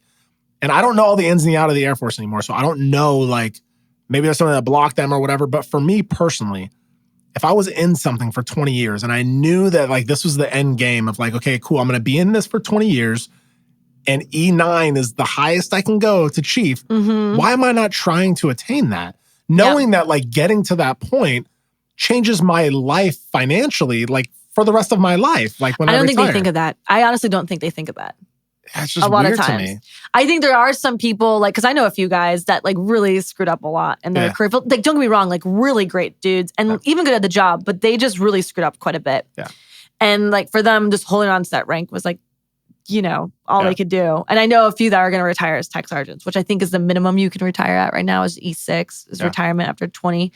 But I also don't think that in the moment when they were like fucking around. Yeah. And doing all those things that they were like, man, this could really have a big impact on my job and then possibly be like a couple extra $1,000 a month for the rest of my life. And I think that's the part that I'm missing is that, like for me, like I got in trouble when I was in the Air Force and maybe me getting that Article 15 and getting my ass in trouble, maybe that would have prevented me from moving up the ranks or whatever. Oh, no, definitely not. No? No, every chief I know has an Article 15. Oh, okay, cool. They always made a joke like, that's what you need. I'm like, shit, do I need one? Like, you don't have it yet? Am I fucked? No. You're not really Air Forcing if you don't get an Article 15. No, I've had an LOR. LOR. Like, that's the Give me a 341 troop. Yeah, like paperwork that like disappeared. That's hilarious. Yeah. No, so I don't know. That's the other thing I'm probably missing because I know that there are certain things like with EPRs and things like that like, if you get in some trouble or whatever, it could prevent you from maybe going to the next level. I don't know. But I don't know. If I was going to be somewhere that I knew for certain that like this is a 20-year thing and this is the end game of it, like, okay, I'm going to try to get to the end game of it. Like, why wouldn't I? You know what I mean? Because it benefits me. Like, fuck it, you know? I agree. And also it's easy for me to say that because I didn't do 20 years. So like everyone that's listening to this that got out and weren't chief master sergeants, they can tell me to fuck off, and that's totally cool. They're like, I was a master sergeant. Honestly, like when I was younger, I was like, as long as I make master sergeant, I'm good. Is what I thought. By the time I get out, I didn't know how long I was going to stay. Right. And honestly, at this point, like once someone told me, once you hit 10 years, you need to shit or get off the pot. Right. One of the two. And so for me, once I hit my 10, I was like, well, this looks like something I'm going to keep doing. And the first 10, I feel like went by really fast. It's kind of going slow a little bit. And then things are changing in the military too. And can I ask you about the vax on here? Can we talk about it or no? Yeah, we can talk. Are they making you like get it? Everyone. Making everyone get it. And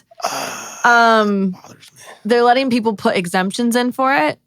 But they are most likely going to kick those people out too. Really? Yeah. A lot of emails are coming down consistently talking about that is a direct order to get it. And if you do not get it, you most likely will not be in leadership positions or possibly like get deployed and like all these other things. Cause like there's like ways around it, right? Like, cause like you can't travel if you don't have it. And if you're not able to deploy, you can't do your job. I don't know. There's a lot of stuff. There's a lot of people who aren't getting it though. Right. Are you okay sharing your thoughts on it? Or can I share my thoughts on it? You can share your thoughts on it. It's probably better that you don't. Yeah. But like, you can share them. My thoughts are, I think I'm more scared because it feels like they're almost purposely getting rid of the pipe hitters that I knew when I was in the military. They're getting rid of those kind of guys. They're like, no, fuck you. You're not going to tell me like what I'm doing. And with this whole COVID thing, I know there's other vaccine. I'm not anti-vax, just for the record. I'm anti-mandate, where it's like, you're not going to tell me I have to do something because there's not enough studies done on this shit. Yeah, and that's a lot of people's concern. And that's my fear around it all, whereas like, there's not a lot of studies. And so like right now, like they did the same thing with anthrax, you know, where it's like, yes, they did. You're going to take the anthrax shit, blah, blah, blah. If you weren't taking it, you were getting kicked out. But then they found out years later, like, dude, this is causing a lot of fucking damage. So those people that we kicked out actually got a lot. I think it was some guy in Germany, an officer in Germany or whatever in the Air Force that got a bunch of back pay because it's like, he should have never been kicked out. Yeah. It was bullshit. And I think that's what we're going to see happening with this vaccine as well. Mm-hmm. Hopefully a lot of people aren't injured from it, but I think it should always be voluntary. And the reason for this one, why I say it should be voluntary, because the survivability rate is so fucking high. Like I got COVID. Yeah. My wife got COVID. My kids all got COVID. Yeah. And we were all totally cool. And I'm not saying that I'm not trying to take away from people who lost loved ones to COVID. I think it's a real fucking thing, and my heart goes out to those people. What I'm saying is that for something that has a high survivability rate, especially for the population in the military who are largely in better shape than the rest of the general population, I think they're going to be okay.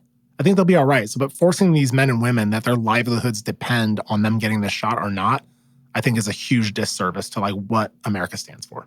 So my best friend, his dad is a big lawyer in Chicago, and his dad sued the government during the whole anthrax thing for multiple military members because they were getting forced to get a shot that was not FDA approved. Right. And his dad's also now suing the government again for people who are getting forced to get the COVID shot because technically the ones that we are getting forced to take are not FDA approved. Nope. The only one that's FDA approved is a UK version of Pfizer. Yeah, that's only allowed in the UK. C or something like that. Yeah, something like what they're saying. Yeah. So technically, all the ones that the military members are being told to get right now, so there's people who are refusing to get it, and they first for the Air Force, even for the reserves, which was really surprising because I didn't think the reserves were going to go on this too, on the same path, but they said, your vaccine deadline is December 2nd. But that's not true because I just had to send in my paperwork to show them. You know what I mean? Yeah. Because they were like, hey, we need it, they need it to now because everything has to be done, I guess, by then or whatever. Yeah.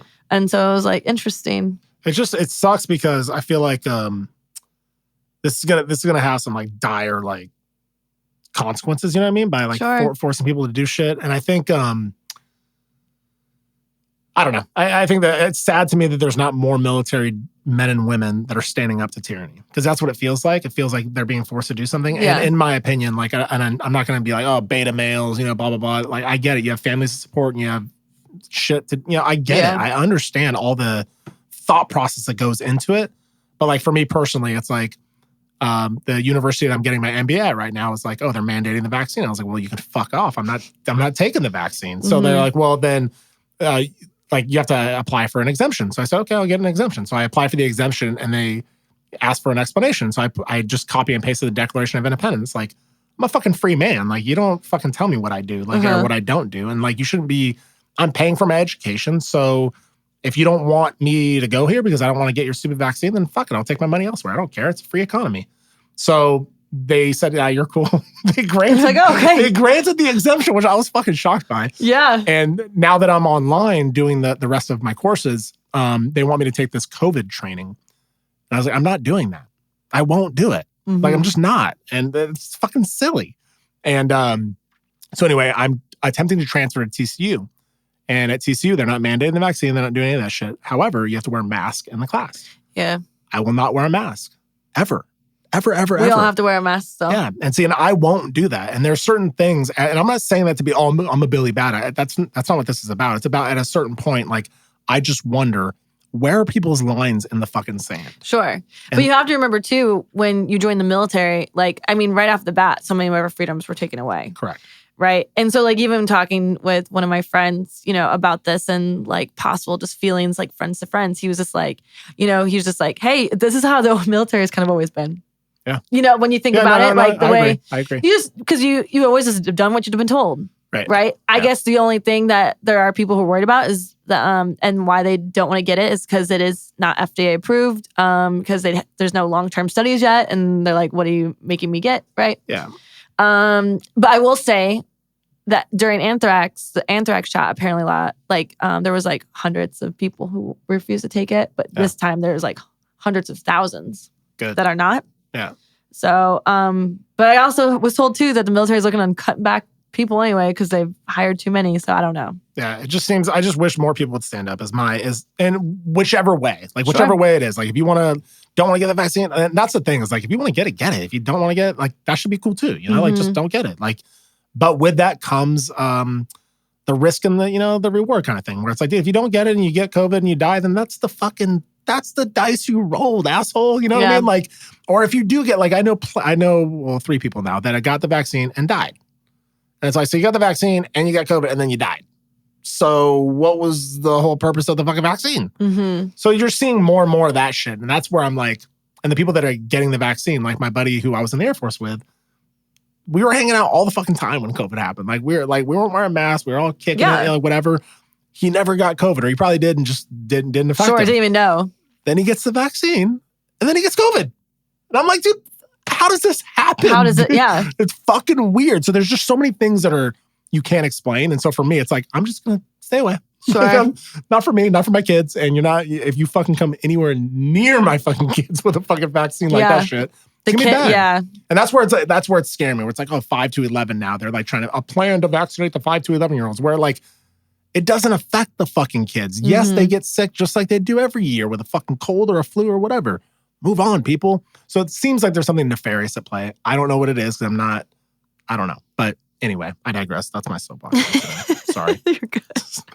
So on a different I know a lot of people have a lot of... I feel like I needed to get that out. Yeah, that's fine. Yeah. And you feel so much better now. Yeah, right?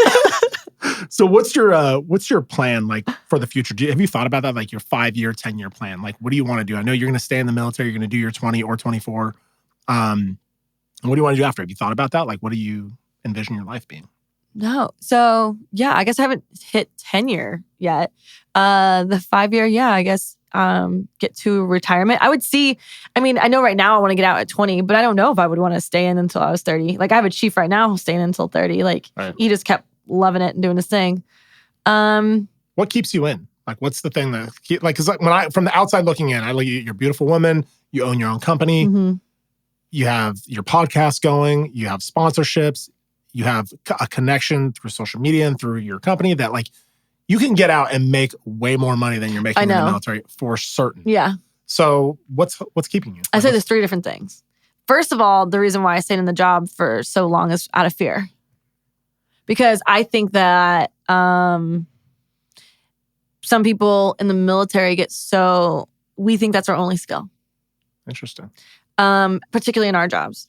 Right? We get like broken down into nothing and told that we're shit. Right. Before we came in, you guys were scum, high school scum. And we get built up to this amazing... I was just a collegiate athlete. That's all. Just a track athlete, got paid a lot. So, but then, you get built up into this like amazing person, being this job. Yeah. And it's all you know. And your whole life is revolved around it, and all your friends are around it, and like all your hobbies, activities are built around it. And I know a lot of guys who've gotten out of SERE and like just fear of like, what do I do? I guess I'll just be a SERE specialist as a contractor now, or all these other things, right? It's like kind of all you know, so they get used to it. And honestly, like all I was my job for the longest time. Like that's who I was. It was my title, it was what I lived in. It's what I eat, lived, and breathed. Yeah. And so for me, there was a lot of fear of like, what else am I even good at? I don't even know. But I was good at so many different things. Yeah. So that's why it was fun when I started getting on social media a little bit, because I've always been really creative, and I like making videos or like Freedom Franny, dude. You know what I mean? Or like stupid things. Like I've always been really goofy, so I've given zero shits, and like I don't know, little skits or whatever else. And I was like, I really enjoy this. It's like a way for me to get my creative energy out there and part of like being me. And so that it was a big step and a transition for me to go into the reserves, because I was like, wow, I'm taking this job that I've poured everything into, and I'm only doing it like maybe half the time now. Yeah. But now I'm going to explore my business, because I was more full-time in that. And like, then I got offered to do a podcast, and I was like, yeah, sure, why not? And so I like the fact that I get to do both, because I do love my job. And that's the biggest reason why I would stay in it right now, is because like at the end of the day, I have such a passion for it.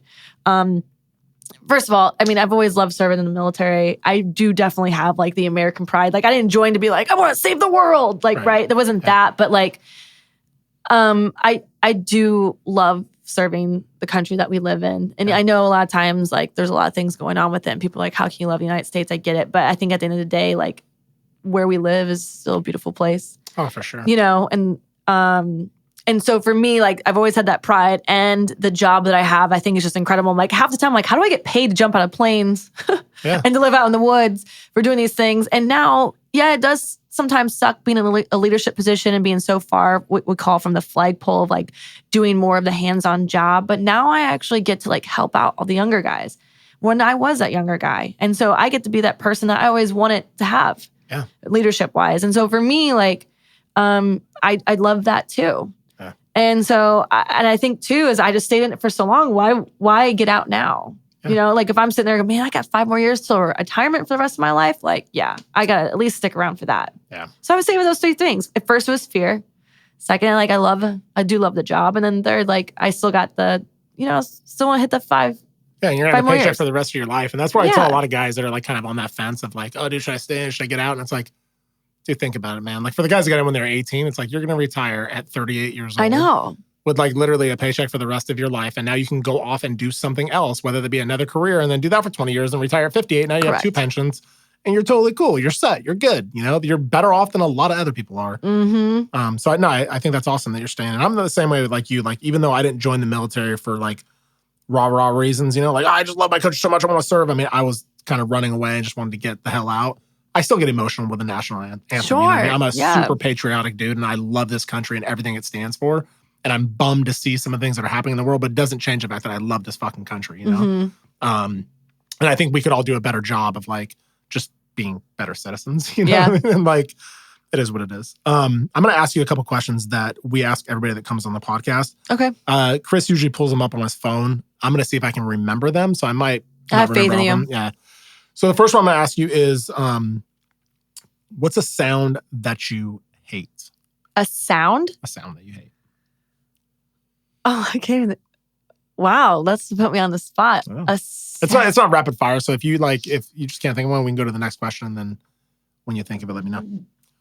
So there's this guy. Okay. It's the Inside the Actor Studio. I forget the name of the guy, but he asked these 10 questions, and so Chris was like, "Yeah, let's like ask all of our guests that come on the show like these 10 questions," and they're kind of They're kind of cool. I actually like the questions, but I probably won't remember all 10, but I'm going to do my best. Okay. Yeah, we But might I have know to come one- back to the sound one. What's the sound that you love? Laughter. Laughter? Okay. What turns you on? Like, sexually? Either. Like something like me, like some people are like, intellectual conversation, like or whatever. Like what's a turn on to you? It could be sexually, it could be No, I completely think unrelated. I think the biggest turn on is probably the acceptance I was talking about before. Like, I think when you can fully be yourself with someone and like they are so cool with you still, and you show them like your weirdness, and then they could be just as weird, and then you make a funny joke and they make a even funnier one. It's the vibe. Like, I don't know. I do feel like that's acceptance, right? Yeah. That is the biggest turn on ever. Totally. Yeah. What about turn off? What's your biggest turn off? Oh God, I have a lot of those. I would definitely say lying's probably one of the biggest ones. Shocker. Shocker. You think I want to learn that from the fucking beginning. Right. What's your favorite curse word? I say fuck all the time. Fuck, dude. Fuck is like, It's I literally, think that's the... it's a fluffer word for me. Yeah. I use them between everything. Fuck, when you were talking about your parents, like when you were in the military and then you started cursing a lot more and blah, blah, blah. Like my grandmother was like appalled kind of because like I used to cuss, just in high school, whatever. And then I joined the military and like every other word was fuck. Yeah. So I would call her from England, she's at work and she had like her 800 number. I can call her, whatever. So I would call her at work. I'd be like telling her a story. I'd be like, yo, fucking this, fucking that, fuck. So finally she stopped me one day and she's like, hey, honey. She's like, you really say fuck a lot. And she's like, can we just like make an agreement? And I was like, sure. She's like, can we like just like be a little bit more sophisticated? And what she say? She wanted me to spell it with a PH. So I'll just say, as long as you're like saying fuck, but you spell it with a PH, it's a little bit more sophisticated. There you go. So like whenever I would cuss, I would stop myself and be like, that's with a PH. And then she'd be like, okay, cool. So it was like a standing joke or whatever. But I was the same way. Like I got out of the military and it was bad. Like, oh yeah. Well, that's the one I say all the time. But I will say, I think my favorite one though is because it still leaves people in shock is cunt. Because for some reason people are like, oh, but I think it's so funny. Like when the guy wants to like be rude and be like, oh, you stupid cunt. I just start laughing. I'm like, thank you. Joe Rogan does a bit about that where he's like, the cunt is like it's like a showstopper. It is for some people. And like arguments, like your old lady could be like going up to you, be like, you're a loser, you're never gonna amount to anything, your job sucks, blah, blah, you suck, blah, blah. Shut up, cunt. It's like he's like, it's domestic violence in a word. And I'm like, it is. It's pretty fucking funny. I mean, I can recall the first time my first ex called me it, and I was like, oh, really? Rolled up the window and fucking drove off. I was like, you're fine, you're all right home. I came back for him though. But after that, I refused for a word to like affect me that much because I was like, it's just a fucking word. Yeah, there was I don't know if you know Mike Ritlin. He was a former Navy SEAL. Oh, he lives out here in Dallas. Yeah, so I had him on the podcast, and one of the things he said, and it like stuck with me. And there's like all the podcasts I do, there's always something that like I'll remember forever. Mm-hmm. And one of the things he said was something like to what you're saying, never let a word affect you. He was like, when you allow what people tell you to affect you, you might as well just get all your fucking emotions, pack them all nice and neatly in a little suitcase, and hand them over to the other person. Yeah. And ever since he said that, like, it plays in the back of my mind whenever I'm speaking to people. Because it's very easy, like when you're talking to people, to get pissed off, when they say some stupid shit or you're offended. Like when I'm talking about the vaccine, you're like, bitch, I'm fucking vaccinated, motherfucker. Like you can find ways to be like offended any like conversation you're having with people. So for me, whenever I'm talking to somebody, if we have a differing opinion, I just remember that conversation. Like, I'm not going to allow myself to lose my cool. Yeah. I'm just going to listen to them. It's totally fine. And if you want to call me an asshole, totally cool. No, but but that's the thing too, is like, I'm all about being open to other people's ideals and like listening and not judging and being like, okay, yeah, I get, I may or may not get where you're coming from, but I'll still hear you out. Yeah, for sure. For sure.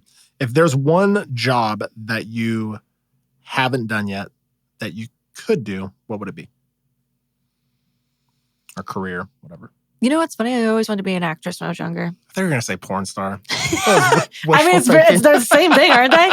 I mean, isn't that just like... Dude, some of the porn stars are the greatest actresses I've ever seen. They for sure are. I will tell you that right now. They deserve... So an actress, what kind of like movie do you see yourself doing? Like, would it be a comedy? Would it be a drama? Would it be a rom-com? Would it be I mean, sci-fi? first of all, I would never want to do it now. Actually, I interviewed Al Pacino's daughter, Julie Pacino, and she was telling me that like some of the worst like she said she feels so bad for actresses or actors. Really? She said they get the shit and then the stick all the time. She said, I would hate to be one of them. She's like, you think directing and producing is hard? She's like, that's, no. Yeah. I don't know. Like when I was younger, I always liked acting, and I did try out for like this little agency, and they actually, my mom put me in to be a model with them at first when I was younger. And they go, no, your daughter has such a personality, we can put her in acting. And then they put me through a few classes, and the instructor cursed. And of course, I, being the young girl that I am, had the integrity to tell my mom. And I told my mom that she cursed, and my mom took me out of the class. Right? So I think I would have done it all. Like I would like to have been a little bit more well-versed. Right? Yeah, like you could be like a world famous actress right now. You could be like an Oscar winner. I'm glad I'm not, because I would not want to live that life. Like I'm really happy where I'm at now. Yeah. What about a job that you never would want to attempt? That's, I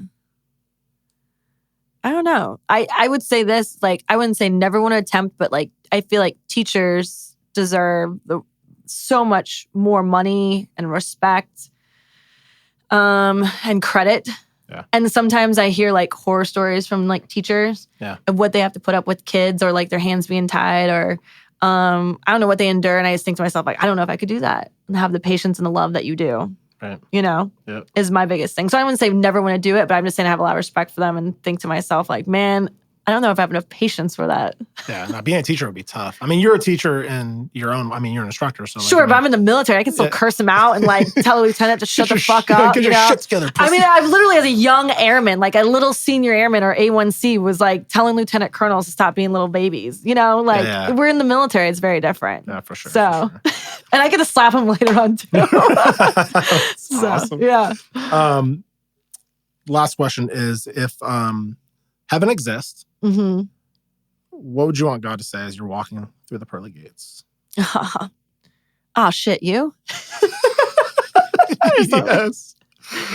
Your grandma's been waiting for you, bitch, or something like that. Because I would assume that I would see her. She'd be the first person I'd see, and I would probably give her a hug and then ask her who she's dating up there. So, nice. Yeah, we got a good personality. We got a good relationship, or at least we did. So, yeah, my grandma was my person for sure. So I get it. What was the one we didn't answer? The sound. Your least favorite I sound. know. I can't even think of there was a song that was played throughout interrogation training that I think like some people who've been through maybe some type of SERE training would know, but it was the song Boots.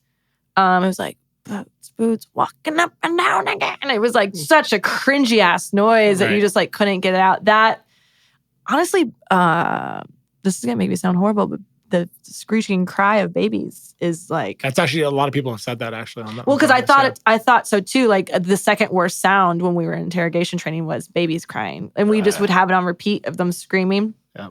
But that was mainly that. Like normally when I see like a baby in real life, I'm like, oh, so cute. Yeah. But I will say, I was with a buddy the other day. We were inside the store or the restaurant. And the screeching of the baby was like really loud. And he was like, someone shut that dog up. I'm like, bro. It's a fucking kid. That's a fucking child. And he was like, oh shit, I thought it was a dog. Oh, my bad. I was in a psychology class once and we were talking about child development or some shit like that. Mm-hmm. And I compared children to dogs. Like I was like, well, yeah, I mean, you train your kid to like be a certain way or like to act a certain way, like similar to how you train a puppy and like whatever.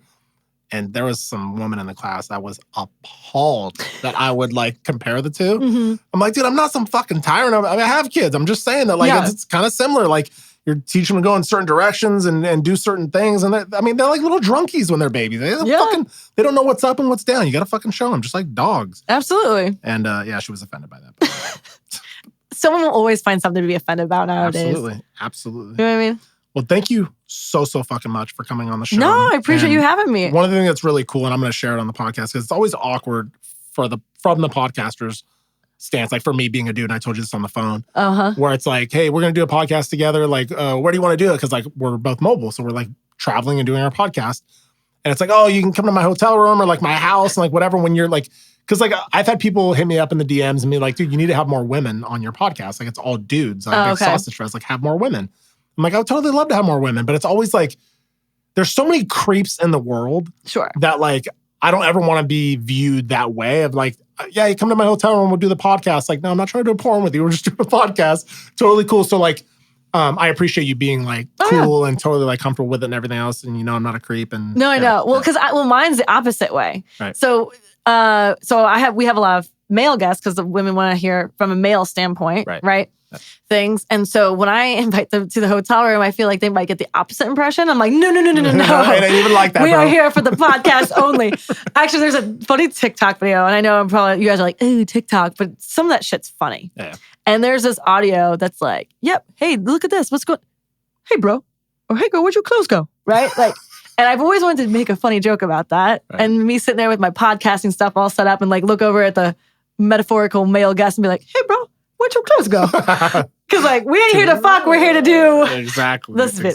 But it has been awkward, like where it's like, sure, I'm always afraid to like even ask, like, oh, what do you want to do? You want to be more comfortable? Like, because I don't want to come across some fucking weirdo, but at the same time, it's like, this to me is more comfortable, like in a hotel room or like if it would have been in my house, like in the dining room, like versus some workspace where there's all these people around and I can't really focus as well. But anyway. Thank you so much for coming on the show. I appreciate it. Thank you so much for like being in the military, protecting our country, doing a fucking bang up job. And when you get out, I was thinking about this while we were talking. Like the company that you should create is the survival company for sure. Like, there's so many people that are hungry for it. Like so many people that would pay so much money for you to beat them down in the woods and teach them how to fucking survive. Oh, I know. Well, especially right now. I've been asked to be on every survival show you could possibly imagine. And why haven't you? You? Well, first, so when I got hit up by Naked and Afraid and went through like the whole process and actually was like, I still have a voicemail from the producer on my phone. Yeah. I had just got to the test parachuting program. Right. And so they were about to put me through all the free fall schools and jump master. And I was like, hey, like I can't just be going on Naked and Afraid for this. And also my parents were like, you want to be naked on TV? Like you worked your whole career like to be respected by the guys you work with. And now you just want to be naked on TV. I'm like, well, it's not taken in that context. Right. But I see what you mean. Yeah. But the producer was so cool. And he was like, dude, I love you so much. I would literally start your own show for you. And he offered me a show position for me to take male novices out. But because they wanted a female who, had a particular look and a personality to take males who I'm sure that was going to be like, our personalities would be very polarizing. And of course, it was to start drama. And I was like, no, I'm good.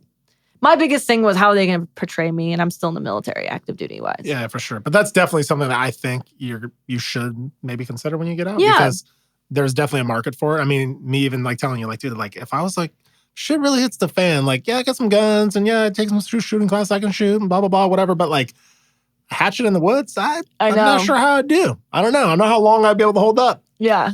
So no, I think it would be a good like stepping off point. No, you're right. And the thing is too, is one thing I can use to my advantage of being a woman is males will listen, but they will also try to perform their best because they're being taught by a female they want to impress. Yeah, right? So I won't traditionally have problems with them. And this was normally with students, I realize, but I'm just saying even, I guess if I do a course too, but a lot of women like to see these things from another woman.